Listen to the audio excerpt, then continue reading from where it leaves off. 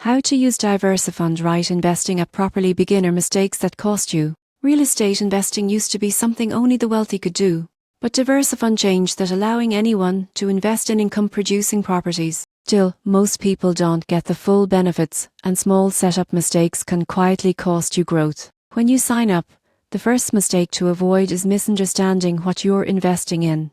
DiversyFund is a non-traded REIT, meaning your money goes into real estate projects managed by the company, not individual properties you pick. Beginners often expect quick liquidity, but this is a long-term investment, typically 5 years or more. Next, pay attention to the reinvestment option. By choosing to reinvest dividends, your returns compound over time. Many investors withdraw their small early earnings and miss out on exponential growth later. Also, track project updates in the dashboard. DiversyFund provides regular reports on property performance, renovations, and sales. These updates aren't just marketing, they help you understand how your investment is progressing and where future profits might come from. A major beginner mistake is ignoring diversification. Don't pour all your savings into one REIT, even if it's convenient. Combine DiversyFund with stocks or REITs to balance your portfolio. Finally, manage your expectations. This isn't a get-rich-quick platform.